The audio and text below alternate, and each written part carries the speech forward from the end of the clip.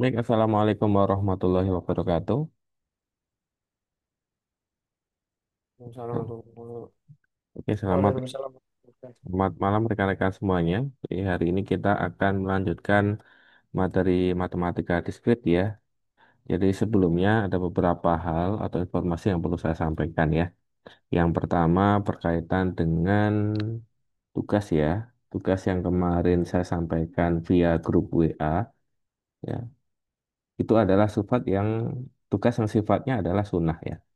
Jadi minggu lalu ada tugas turunan dan di minggu 12 karena saya satu minggu itu kosong ya. Jadi minggu 12 kita laksanakan secara asinkron untuk memfasilitasi pengumpulan presentasi tugas ya karena memang saya pada saat itu sudah cuti ya. Tapi di sini ada 20 mahasiswa, terima kasih.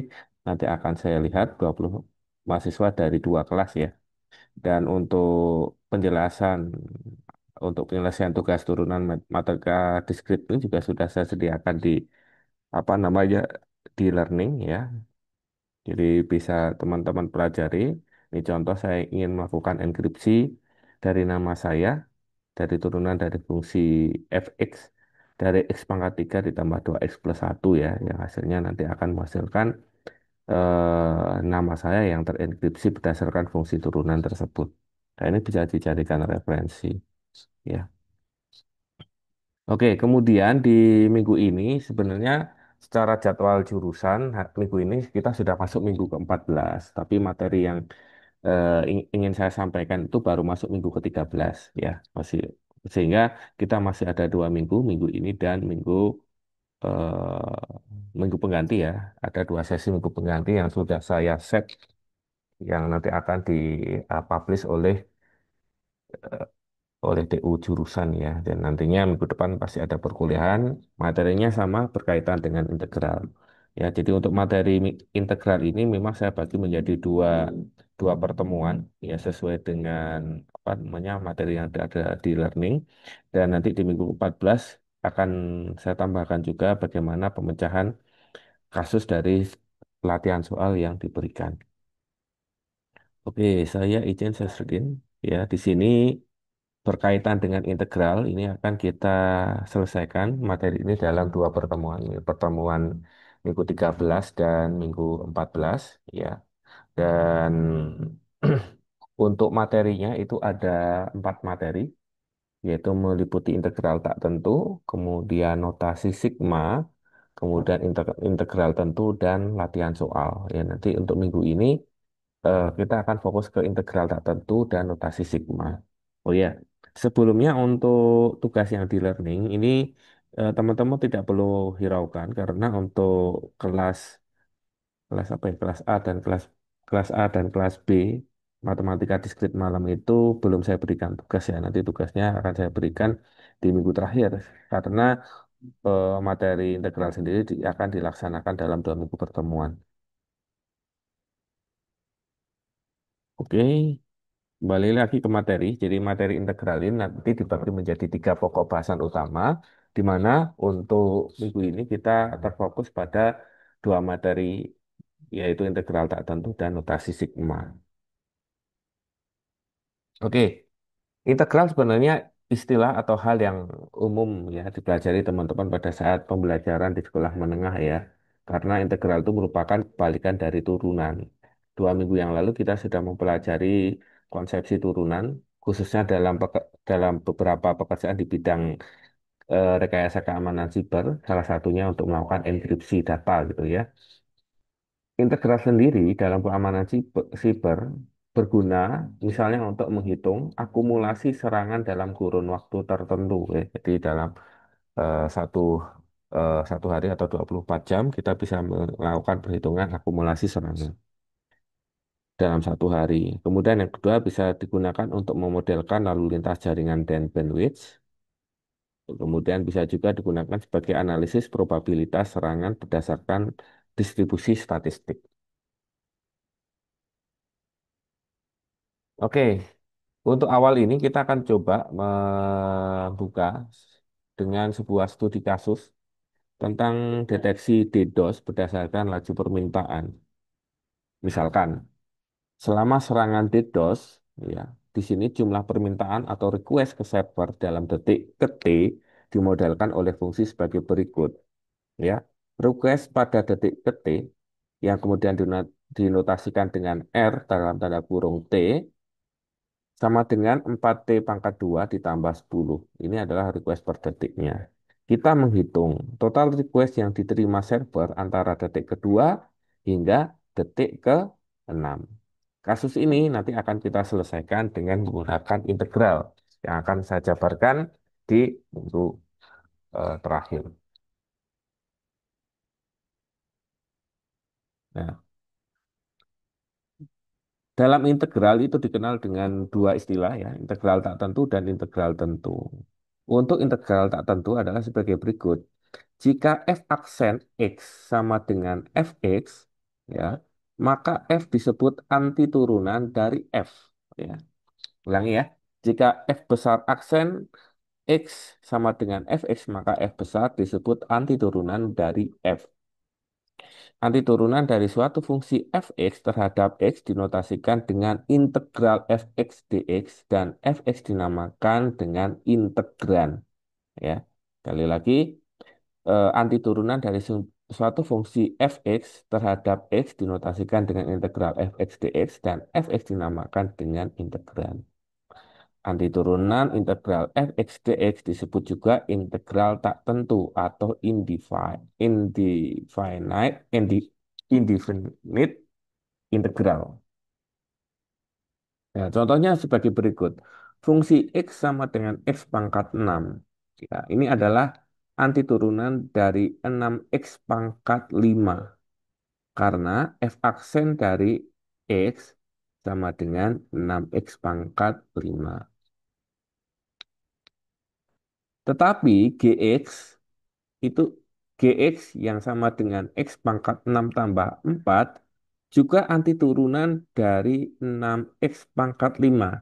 Karena g aksen x sama diperoleh dari 6x pangkat 5 ditambah 0 yang hasilnya juga sama dengan 6x pangkat 5. Secara umum, jika f besar x adalah antiturunan dari fx, maka f besar x plus c adalah antiturunan umum dari fx, dengan c adalah konstanta sembarang. Jadi, antiturunan umum dari fx dapat dinyatakan dengan integral fx dx sama dengan f besar x plus c. Sekali lagi, c ini adalah konstanta sembarang. Karena kita lihat lagi pada persamaan yang di atas bahwa eh, antiturunan dari sorry, fungsi x dan fungsi gx ya, ini bisa saja menghasilkan antiturunan bisa dihasilkan dari antiturunan yang sama yaitu 6x pangkat 5 ya. Karena apa? Karena untuk konstanta sembarang itu bisa dinyatakan dengan nilai yang nol. Ya, sehingga x pangkat 6 atau x pangkat 6 tambah 6 ya, itu bisa kita buat dari antiturunan x pangkat 5.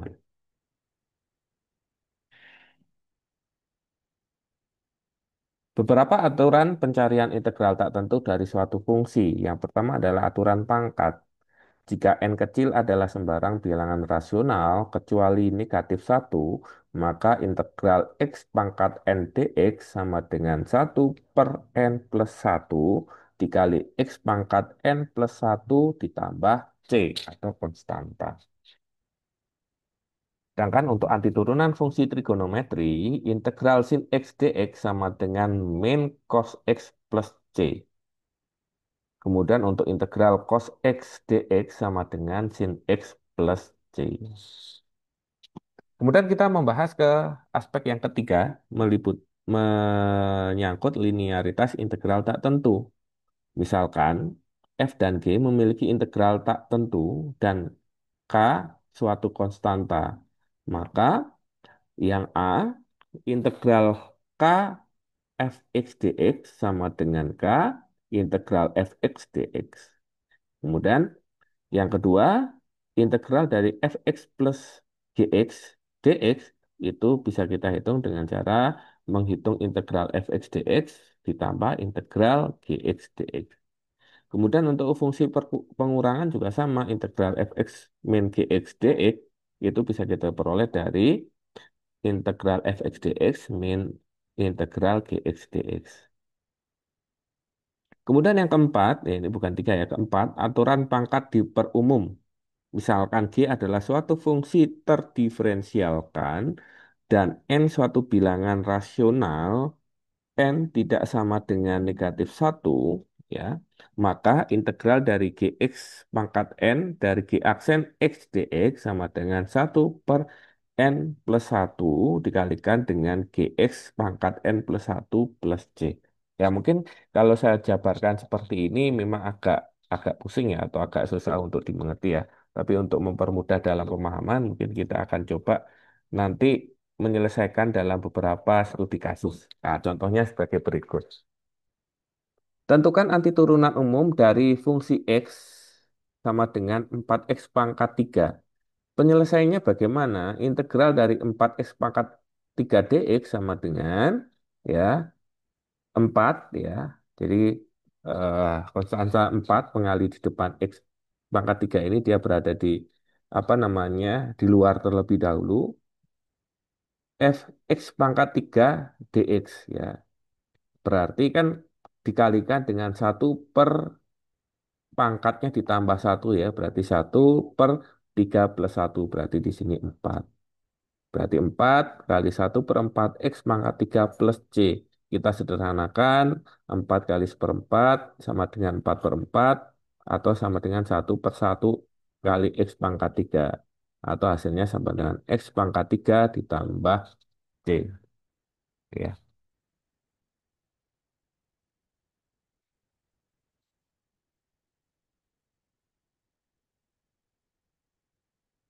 Kemudian yang berikutnya, tentukan antiturunan umum dari Gx sama dengan akar X, akar pangkat 3X min 7X. Penyelesaiannya bagaimana? Integral dari angkat pangkat 3X min 7X dx sama dengan integral X pangkat 1/3 ya, karena akar pangkat 3X itu sama dengan X pangkat min 1/3 dx dikurangi integral 7x dx. Nah, kita akan selesaikan satu persatu. Oke, ini berarti, nah, kan pangkat n plus satu ya. Pangkat n plus satu berarti di sini pangkat sebelumnya kan 1/3. 1/3 ditambah satu atau 3/3. Jadi 1/3 ditambah 3/3 sama dengan 4/3. Nah, 4/3 ini kemudian juga di, diarahkan ke seper seper n pangkat seper n plus satu. Jadi di sini satu per 4/3 juga. Kemudian 7x, x berarti x di sini kan tadinya x pangkat satu, berarti satu plus satu berarti x pangkat 2. Pangkat 2-nya ini kemudian beralih ke bawah, jadinya 7 per satu bagi 2 ditambah konstanta C. Hasilnya bagaimana? Kita sederhanakan. Satu per 4/3 sama dengan 3/4. Dikali X pangkat 4/3 dikurangi 7 per 2 kali X kuadrat ditambah C. Jadi ini adalah hasil turunan dari fungsi X eh, sorry kok turunan. Hasil dari integral dari X akar X pangkat 3 min 7X. Contoh yang ketiga, hitunglah integral dari 4X pangkat 3 min 12 yang kemudian di pangkat 5 kali X kuadrat dx. Penyelesaiannya adalah misalkan di sini kita lakukan dua apa namanya penotasian di sini gx itu adalah 4x pangkat 3 min 12 ya. Maka g aksen x sama dengan 12x kuadrat ya. Karena yang konstanta ini hilang kemudian ini 3 kali 4 ketemunya 12 x-nya pangkat 3 kurangi satu jadi x pangkat 2. Sehingga integral dari 4x pangkat 3 min 12 yang hasilnya di pangkat 5 kali x kuadrat dx sama dengan integral 1/12 ya kali GX pangkat 5 kali G aksen X dx sama dengan 1/12 ya dikalikan dengan 1/6 kali GX pangkat 6 ya karena tadi pangkat 5 ini kan nambah satu ya jadi pangkat 6. 6-nya ini dia pindah ke 1/6 ditambah C. Kemudian kita teruskan lagi 1/12 ya. 1/12 dikali 1/6 dikali 4 X pangkat 3 min 12 pangkat 6 ditambah C. Hasilnya adalah 1/72 kali 4 X pangkat 3 min 12 pangkat 6 tambah C. Jadi ini adalah hasil dari antiturunannya. Kemudian contoh yang berikutnya, ya ini contohnya langsung lari ke 5 ya untuk yang integral trigonometri ya. Di sini kita diharuskan menghitung integral sin pangkat 6x cos x dx. Penyelesaiannya bagaimana? Misalkan gx sama dengan sin x, maka di aksen x sama dengan cos x. Maka selanjutnya kita mencoba melakukan penyelesaian sin pangkat 6x cos x dx itu bagaimana? Itu nanti kita selesaikan di contoh berikutnya.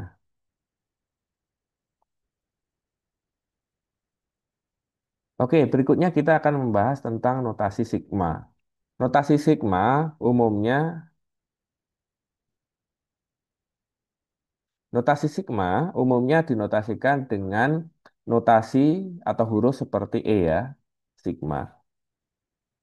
Jumlah urutan yang ditunjukkan dalam bentuk sigma, kemudian di atasnya adalah ada huruf N kecil, bawahnya ada huruf I menuju 1 dari XI.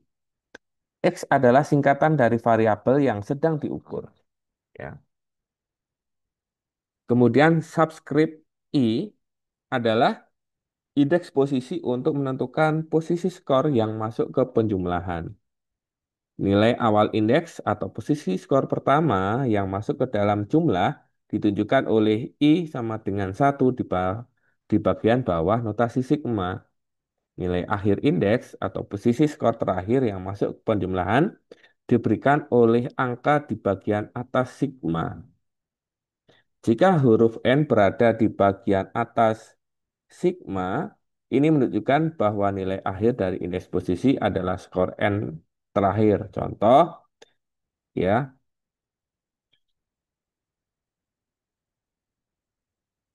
sigma I sama dengan 1, ya, menuju skor terakhir 2 dari XI dari X1 plus X2. Nah, contohnya bacanya seperti itu. Nah, oke. Sepertinya kita bisa lanjut ke materi yang ketiga ya, tentang integral tentu ya. Ya, karena saya kira kita padatkan saja materinya untuk apa namanya minggu ini. Nah, kita masuk ke integral tentu ya. Misalkan f suatu fungsi yang didefinisikan pada selang a, B jika limit p menuju 0 pada suatu sigma i sama dengan 1 pada skor akhir n dari fungsi x bar i dikali delta xi ada di mana tanda P yang ditanda mutlak adalah panjang selang bagian terpanjang dari partisi P, maka F dikatakan terintegrasi pada A, B. Integral tentu dari fungsi F pada selang A, B adalah integral tentu, ya, fungsi integral pada selang A, B, fungsi X dx sama dengan limit P menuju 0 dari sigma I sama dengan 1 menuju N dari fungsi X bar I kali delta XI. Secara umum, ya, fungsi integral A pada selang A ke B dari fungsi X dx menyatakan luas bertanda daerah yang dibatasi oleh kurva Y sama dengan fungsi X dan sumbu X dalam interval A, B. Ya, jadi integral pada selang A ke B fungsi X dx itu sama dengan luas atas dikurangi luas bawah. Nah, ini ada beberapa sifat integral tentu seperti integral pada selang A menuju A dari fungsi X dx sama dengan 0. Sedangkan integral dari selang A ke B dari fungsi X dx sama dengan min integral pada selang, sorry, internetnya agak lambat, B menuju A dikali fungsi X dx, di mana A itu lebih besar dari B.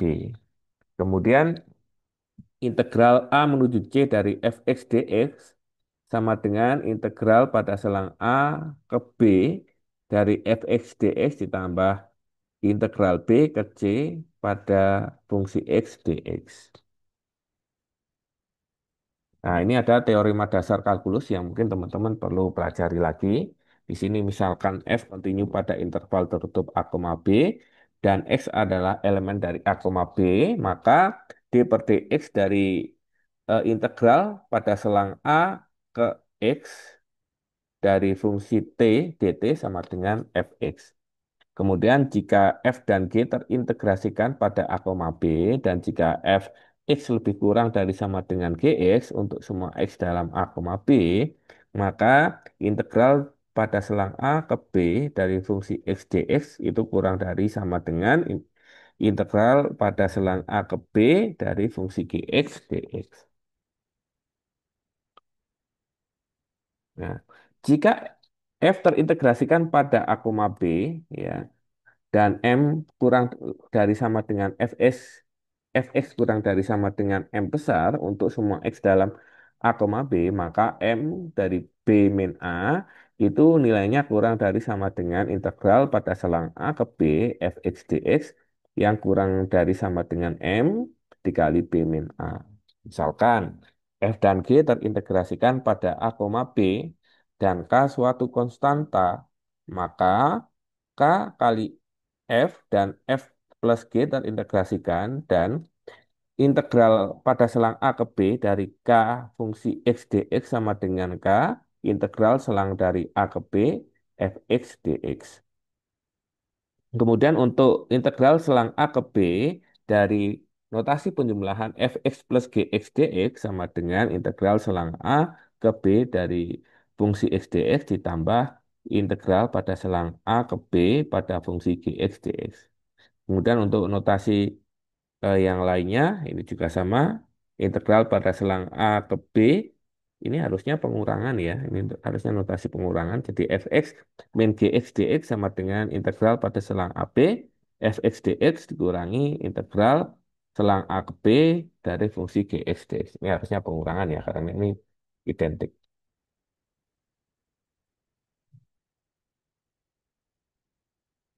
Kemudian untuk misalkan F kontinu pada A, B dan F sembarang anti turunan F pada A, B, jadi integral pada selang A ke B dari fungsi X dx sama dengan F besar B dikurangi F besar A.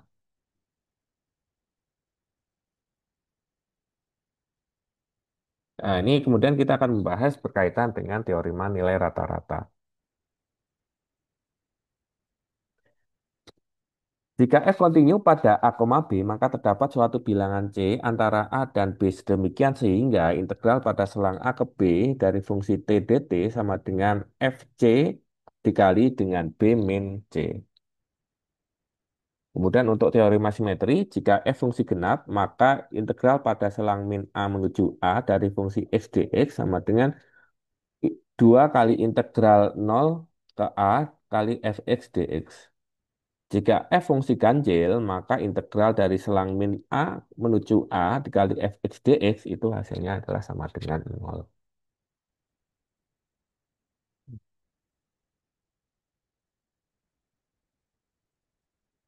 Oke, berikutnya kita akan membahas tentang fungsi genap dan fungsi ganjil. Ya, berdasarkan kesimetrian grafik suatu fungsi, fungsi dapat dibagi menjadi dua macam, yaitu yang pertama, jika f sama dengan min x, sorry, jika f dari min x sama dengan fx, grafik fungsi simetri terhadap sumbu y, maka fungsi ini disebut fungsi genap. Nah, dia bentuknya adalah seperti ini. Jadi jika fungsi fx itu sama dengan fx, maka dia akan menghasilkan sumbu yang apa? Grafik yang bentuknya seperti huruf U. Kemudian jika f sama dengan min x sama dengan min fx, maka grafik fungsi simetri terhadap titik asal, maka fungsi ini disebut fungsi ganjil. Dia fungsinya seperti letter S gitu ya. Jadi ketika dia nilainya min x dan min fx-nya itu seperti ini, dia akan menghasilkan grafik seperti huruf S ya, si kurva S. Catatan untuk pengayaan lebih jelas, baca dan pahami materi dan contoh yang ada di bab 7 dari buku The Definite Integral halaman 2, sorry, di bab 7 Definite Integral halaman 276 dari buku The Calculus with Analytic karangan Louis Leithold ya. Jadi kita coba lihat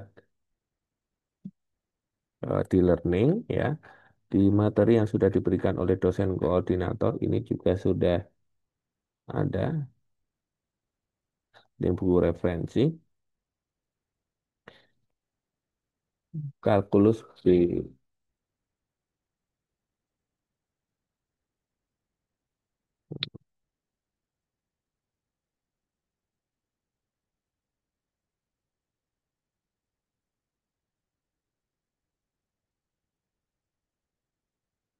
discrete matematik.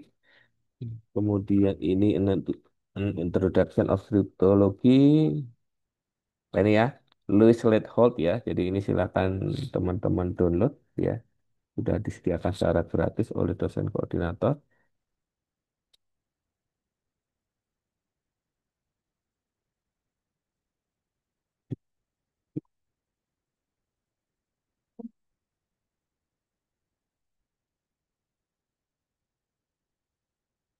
Dan ini ada buku-buku yang menarik ya. Dari bab 7.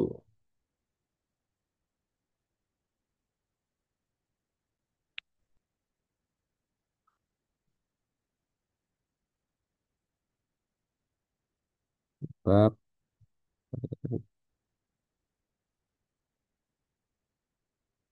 bab 7 itu adalah the definite integral ya. Nah, ini halaman 276.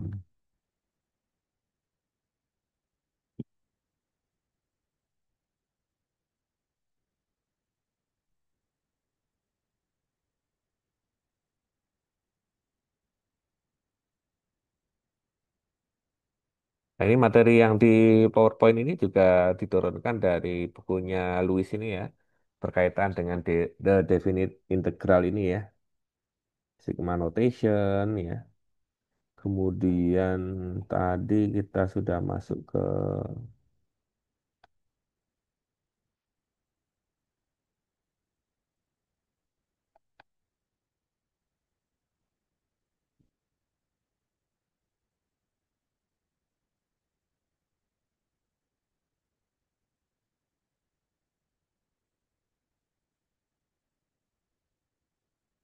ya ini yang tadi ya, definisi ya,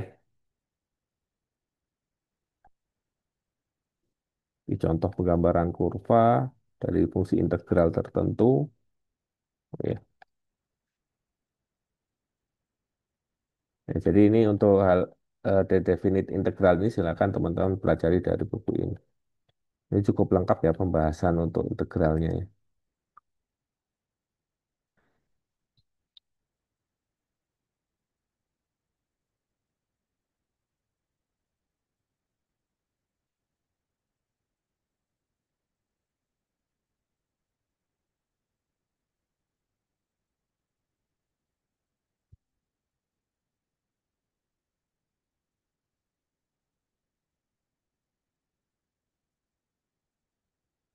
Oke, kita kemudian akan mau menyelesaikan kasus dari yang tadi kita singgung di awal ya, bahwa untuk fungsi request ya, request dalam persatuan detik ya, yang dinotasikan dalam notasi R dalam kurung T dari 4T kuadrat plus 10 dengan interval waktu 2,6. Maka kita bisa melakukan perhitungan dengan integral tentu, yaitu sebuah integral pada selang dari A ke B, A-nya 2, B-nya 6. 2 ke 6 dari eh, fungsi RT sama dengan 4T pangkat 2 ditambah 10 D turunan terhadap waktu. Ya, berarti kita tambahkan aja di sini kita apa namanya integralkan untuk 4T kuadrat berarti T tambah kuadrat tambah satu berarti 2 tambah satu pangkat 3. Tiganya ini kemudian dijadikan sebagai pembagi di nilai yang ada di depan. Jadi 4 per 3 T pangkat 3. Ditambah dengan di sini tambahin T karena di sini adalah konstanta. Jadi tambah 10 T ya ini dalam selang 2 ke 6. Ya. Kemudian dari sini kemudian kita lihat, kita hitung ya, kita hitung. Pada selang 2 ke 6 kita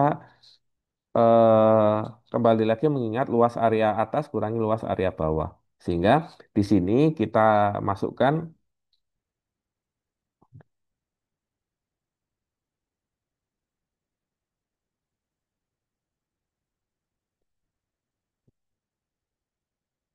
sorry,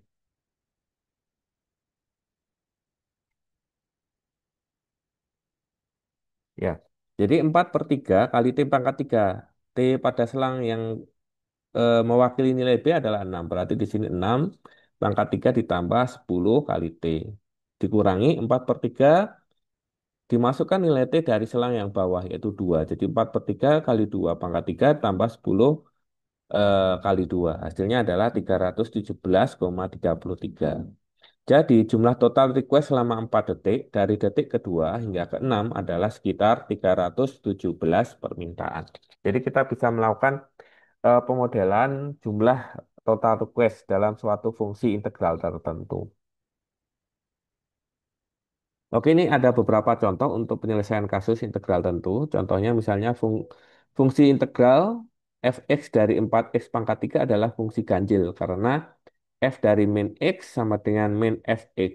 Misal f sama dengan min 1 sama dengan min 4 itu sama dengan min f 1 akibatnya integral pada selang min 1 ke 1 dari 4x pangkat 3 dx sama dengan 0.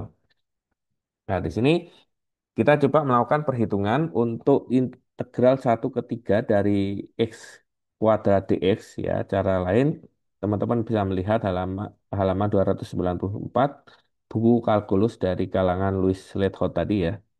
Penyelesaiannya adalah integral x kuadrat dx sama dengan sepertiga x pangkat 3 plus c ini. Saya kira tidak perlu saya jelaskan lagi ya. Kemudian untuk selang 1/3 dari x kuadrat dx berarti hasil turunan yang tadi pada selang 1/3 kita masukkan aja sepertiga apa namanya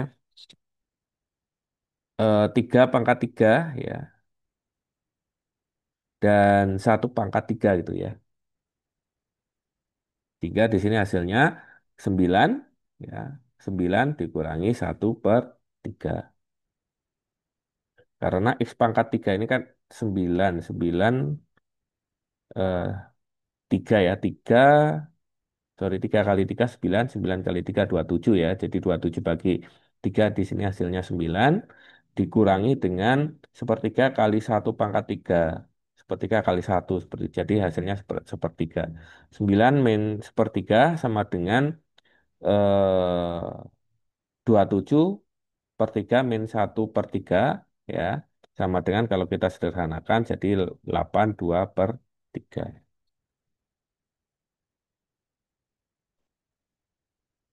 Nah, kemudian silakan teman-teman menyelesaikan soal tugas di sini ya.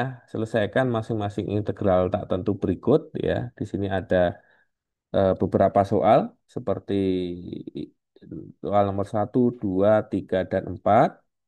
Kemudian soal kelima, laju deteksi Pakset mencurigakan dinyatakan sebagai fungsi ft sama dengan 2t plus 5. Hitung jumlah total paket yang terdeteksi dari detik ke 0 hingga ke 5. Berarti ini adalah integral tentu ya, karena ada selang dari 0 ke 5. Kemudian soal ke-6, distribusi probabilitas serangan terhadap sistem dimodelkan sebagai PT sama dengan 6T kali 1 min T. Hitung total probabilitas dari waktu T0 sampai dengan T1. Nah, ini juga integral tentu. Oke, jadi kita sudah menyelesaikan materi integral ya. Awalnya saya memang mendesain perkuliahan ini diselesaikan dalam 2 pertemuan ya. Tapi saya kira materinya tidak begitu banyak sehingga silakan teman-teman mengerjakan soal yang ada di learning ya dari materi di slide terakhir ini untuk kemudian kita akan bahas ya di minggu ke depan itu adalah pembahasan untuk latihan ini. Ya, sehingga di sini saya akan memberikan folder pengumpulan yang dikumpulkan minggu depan ya. Untuk kemudian akan kita bahas di pertemuan ke-14 atau minggu penggantinya.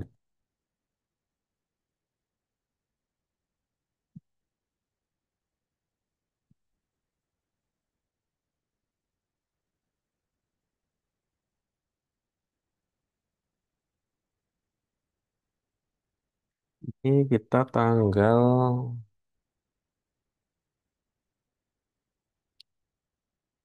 8 ya. Date-nya adalah tanggal 8 Juli jam 14.20 belum berkuliah. Ini juga saya tentukan due date-nya supaya nanti.